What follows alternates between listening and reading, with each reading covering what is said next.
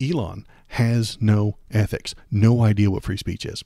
He will look you in the face and say that he supports the First Amendment and then use his privately owned business to throttle criticism of Trump and Vance.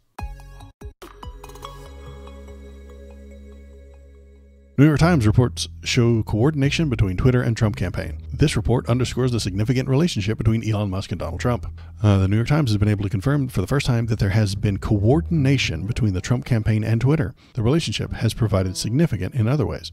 After a reporter's publication of hacked Trump campaign information last month, the campaign connected with X to prevent the circulation of links to the material on the platform, according to two people with knowledge on the events. X eventually blocked links to the material and suspended the reporter's account. Of course they did. Of course they did. This is exactly what happened before Elon bought Twitter. It was Jack Dorsey saying, hey, let's not print this fake stuff. And Elon called it censorship. Elon now takes real stuff and blocks people from seeing it. Hello human, it is me Kanuch. I need you to press the subscribe button. I have to feed my many AI babies. Of course they are. Elon has never been fair or balanced. He has never tried to be neutral, even a few months ago when he literally said it was important to remain neutral. He was lying. Helping one side win through censorship was exactly what the conservatives used to cry about. They used to scream, censorship, censorship, censorship, when the previous owners blocked their bullshit. They were mad about it. They needed to spread that false information. They needed you to hear lies about Hunter Biden's laptop, because if you didn't, they were never going to win. According to their definitions, this is censorship. Elon has prevented you from seeing things because it's bad for his side, it's bad for his argument, it's bad for his favorite candidate. Elon Musk is censoring things that harm his side. He is a liar. He is not to be trusted. He will censor the things that do not agree with him. When Biden asks to have fake things about Hunter's laptop removed, that's censorship, according to the conservatives. It's a hell-worthy trespass, and he needs to be impeached. But when Trump asks to have real things about Vance removed, that's fine, that's cool, not a problem, not censorship, nobody cares. They cry about oligarchy. If the Dems state a fact that MSNBC also stated. Obama said that the sky is blue, and just last week I heard Rachel Maddow suggested the sky is blue. They're in on it together, folks. This is an oligarchy. How could they both know the same information? They're feeding each other. MSNBC is the fourth branch of the government. Elon has no ethics, no idea what free speech is. He will look you in the face and say that he supports the First Amendment and then use his privately owned business to throttle criticism of Trump and Vance. The most powerful communication tool ever invented should not have this absolute moron running it. But that's where we are this year. The richest man in the world spending billions to support fascism so that he can save millions on his taxes. It irritates me. It really does. I support the First Amendment. I actually believe in free speech. And Elon is harming it. And their fans, good God, their fans will go on and on about how these guys can't be bought. When I looked at this story on Twitter, I'm not going to call it X, what you get over and over again is just people regurgitating horseshit, bullshit. They just vomit nonsense into each other's faces about how they can't be bought. And that's a disgusting joke. Everything Trump and Elon have ever done is for money. Mr. Krabs doesn't think about money as much as Trump does. Oh, SpongeBob, big boy, the best way to get money is to take it from the taxpayers. And Elon is dying for those sweet, sweet government contracts Trump is going to throw his way. And what are you going to get from it, American taxpayer? I know not everybody in chat's American, but some of them are. What are you going to get from Donald Trump giving tax money to Elon? Nothing. Trump's plan will go like this. He's going to take your tax money, then he's going to give it to Elon, ... That's it. That's the end of the plan. There is no more plan after that. At least when you have Lockheed Martin, if you give Lockheed Martin the money, you get a bunch of cool planes and bombs and shit. Nah, man, this is an old school dumpster fire. I know the internet uses that term in a cool, edgy way, but I'm going to use it properly. A dumpster fire is a robbery tactic, a distraction so that you can steal. Let me bring up some very important photos here to describe my points. See this place? This is a lovely little, look at this building. This is a nice place, right? This guy right here, he lives on the second floor with his family and his kids. On the first floor is his business. Okay, so this is where he does all his work and all his business and stuff like that. Behind him, at the back, there is a dumpster. You see? So if you're going to do a dumpster fire, what you do is you go back here and you put a bunch of flammable stuff in the dumpster that is touching his house and his business. He's very invested in this. Then you light it on fire. Then, when this guy realizes that it's on fire, he and his family run out here because they're very worried about their house and their belongings and their business and everything that they are. They're very tied up in this place, burning down. So they will try to put out the fire. While they're doing that, you run in the front door and rob them, then run away. That is what a dumpster fire is. That is the way we ought to use the term. I know the internet calls just anything bad a dumpster fire because it's burning trash. Yeah, great. It's a robbery term. Okay, it is a way to rob people, and that is exactly what Donald Trump is going to do. It's what he did last time he was in government, and he's going to do it again. He's just going to give the money to the people that helped him win, and then take a bunch for himself as well. It's a distraction tactic. Look over there, Hamas, do anything, and then quietly funnel money to Elon. Oh no, look at the protests the people put on when they were mad at me when my court cases got dismissed. And then he quietly gives himself more money by overcharging the Secret Service members to stay in his hotels. Because that's what he did last time. He owns hotels, and he would go to them, and then he would charge the Secret Service to stay there. Regular prices, probably jacked up prices, so that he could keep the money. If Barack Hussein Obama owned a hotel and the Secret Service paid to stay there, you would never hear Sean Hannity stop screaming about it, about how he's taking that money and enriching himself. But they don't mention it because he's a Republican. You don't mention the things that they do to steal money. No, because we're all in on stealing it together.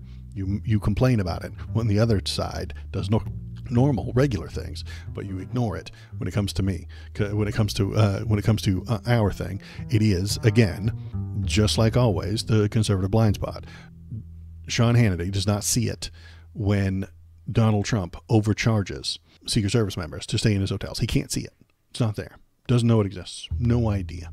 And it's a willing, movable blind spot. He's willing to ignore it, and he wants to ignore it because it benefits him. Pressing the thumbs up button will release chemicals in your human brain that will make you feel. Is Waldo just talking out his ass? Of course not. New evidence has been uncovered that Donald Trump enriched himself at the expense of taxpayers. While Trump was president, he stole $1.7 billion in revenue and directed the funds to flow through his businesses.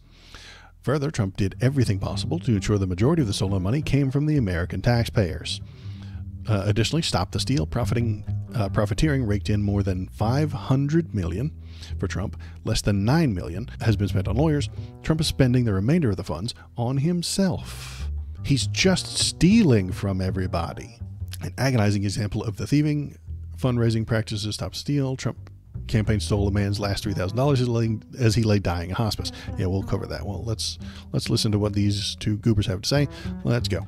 All right, a new book is pulling back the curtain on just how much former President Trump enriched himself and his family while he was in office, finding that nearly $1.7 billion in revenue flowed through him and his organizations during his 4 years as Commander-in-Chief.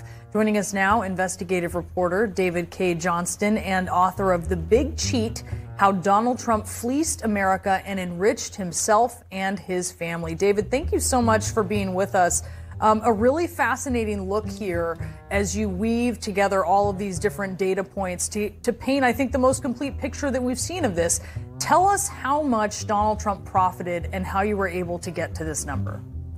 Well, Donald Trump had to disclose his finances as president. All top federal officials do. Now, several of them filed very incomplete and misleading forms. Donald, in fact, asked through his lawyers if he could file his financial disclosures without signing under penalty of perjury. And he was told, no, you have to sign under penalty of perjury.